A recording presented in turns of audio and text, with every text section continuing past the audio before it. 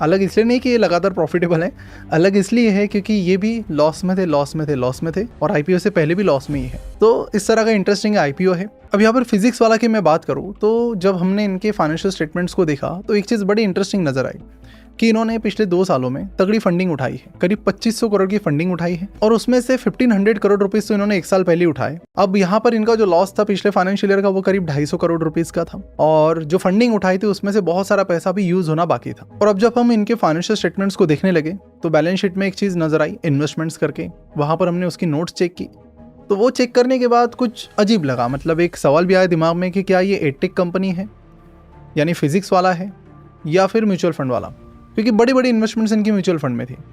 और कुल मिलाकर अगर मैं शॉर्ट टर्म, लॉन्ग टर्म और कैश वगैरह पकड़ूं तो करंटली कंपनी के पास करीब 3000 करोड़ रुपीज़ है।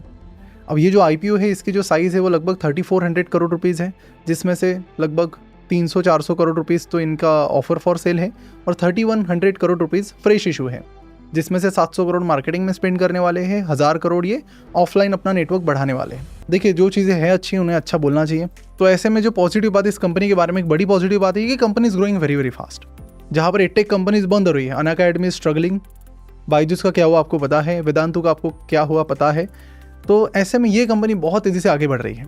इस कंपनी के फाइनेंशियल्स पर अगर नज़र डाले तो सिर्फ 3 साल में कंपनी का रेवेन्यू 4 गुना हो गया है, यानी 700 करोड़ के करीब इनका 2023 में रेवेन्यू था जो अभी 2800 करोड़ के ऊपर चला गया। अगर एडटेक इंडस्ट्री में देखें तो बड़ी कंपनियों में सबसे फास्ट ग्रो करने वाली अगर कोई कंपनी है तो भाई वो फिजिक्स वाला है, यानी पिछले 2-3 सालों में कंपाउंडेड सालाना 100% के करीब ये बढ़ रहे हैं। आईपीओ का लगना भी थोड़ा मुश्किल हो सकता है, मैंने आपको स्टार्टिंग में बताया, क्योंकि सिर्फ 10% अलोकेशन रिटेल वालों को है।